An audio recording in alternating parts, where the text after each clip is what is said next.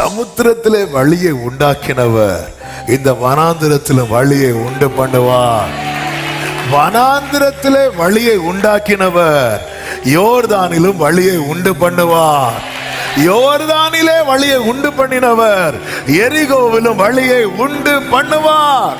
கர்த்தர் சொல்ல வருகிற செய்தி இதுதான்.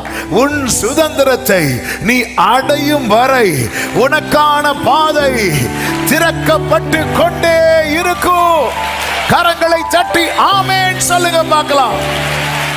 உன் சுதந்திரத்தை நீ அடையும் வரை.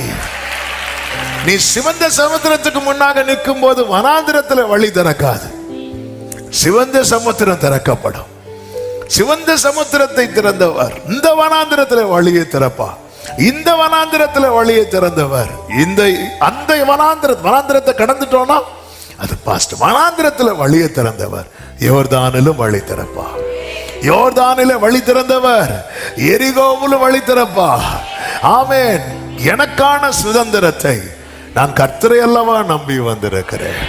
எத்தனை பேர் இந்த காலை வேளையில கைகளை உயர்த்தி சொல்வீங்க, அப்பா நான் உங்களை அல்லவா நம்பி வந்திருக்கிறேன், உம்மை அல்லவா நம்பி வந்திருக்கிறேன், உம்மை அல்லவா நம்பி வந்திருக்கிறேன். ஆண்டவர் தம்மை அறிமுகப்படுத்துகிறார். கர்த்தர் வழி திறப்பார்.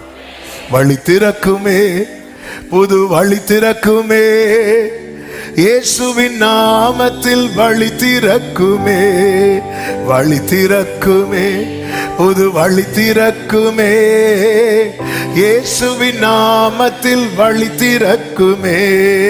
வாசல்கள் எல்லாம் தலை உயர்த்திடுங்களே, மகிமையின் ராஜா வந்திடுவாரே. முந்தினதெல்லாம் இனி நினைக்க வேண்டாமே, புதிய காரியம் செய்திடுவாரே. அல்லேலூயா அல்லேலூயா அல்லேலூயா, எங்க அல்லலெல்லாம் நீக்கிடுவார். அல்லேலூயா அல்லேலூயா அல்லேலூயா அல்லேலூயா, எங்க அல்லலெல்லாம் நீக்கிடுவார். அல்லேலூயா.